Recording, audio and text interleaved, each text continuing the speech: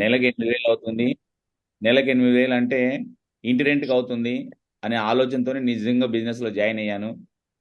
So ఆ రోజు నుంచి వర్క్ చేయడం స్టార్ట్ చేసాం. తర్వాత కొంచెం కొంచెం పవర్ అర్థమైంది సేఫ్ షాప్ బిజినెస్. ఏ రోజు ఎక్కడ ఏ మీటింగ్ పెట్టినా కూడా మిస్ అవ్వలేదు. అదే అన్నిటికన్నా పెద్ద సీక్రెట్. అన్నీ వదిలేశాను. రోల్ కాల్ వదిలేశాను. అక్కడ డ్యూటీలకు ఎన్నో విధంగా వాళ్ళకి చెప్పేసి అది చెప్పి ఇది చెప్పేసి ఏదో పని చేశాను. ఎక్స్ట్రా వర్క్ చేసి కూడా నేను దీనికి టైం తీసుకొని ఎక్స్ట్రా వర్క్ చేశాను.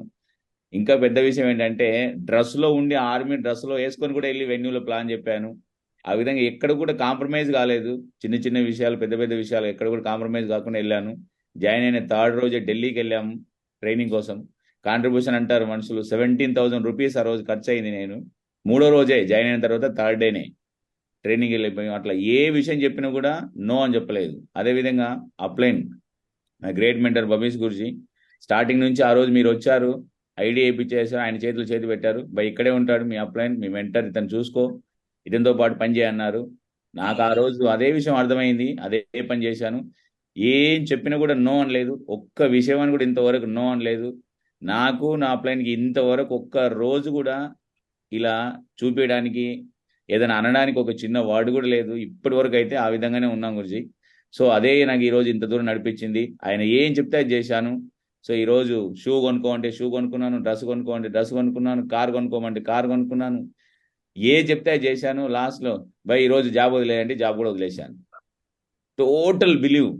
ఎక్కడ ఏ విషయంలో కొంచెం కూడా డౌటే లేదు. అసలు చిన్న విషయంలో కూడా డౌట్ పడలేదు. ఏం చెప్పాడో అది చేసుకుంటూ వచ్చాను. 100% అందుకే డైమండ్ అయిపోయాం. తర్వాత అనిపించింది కరోనా సిచ్యువేషన్లో అసలు ఎంత ప్రాబ్లం ఉన్నదో, ఫైనాన్షియల్ ప్రాబ్లం ఉంది. చాలా డబ్బుల కోసం ఎంతో కష్టపడ్డాం. ఈవెన్ పిల్లలకు పాలు కొనడానికి కూడా డబ్బులు లేకున్నాయి ఆ టైంలో. అలాంటి టైంలో కూడా నెగిటివ్ అనిపించలేదు. ఎప్పుడు కూడా కంపెనీ గురించి నెగిటివ్ అనిపించలేదు, బిజినెస్ గురించి నెగిటివ్ అనిపించలేదు. అనుకున్నాం ఒక రోజు ఖచ్చితంగా డైమండ్ అవ్వాలని చెప్పేసి. సో అదే విధంగా పనిచేసాం గురుజీ. ఈరోజు డైమండ్షిప్ అయిపోయింది. మిగతా చాలా విషయాలు ఉన్నాయి చెప్పడానికి, అవన్నీ చెప్తాండి ఈ రోజు మొత్తం కూడా సరిపోదు. అవన్నీ అంత లోపల అంత ఉంది. సో మిగతా అంతా డైమండ్షిప్లో మాట్లాడతాం.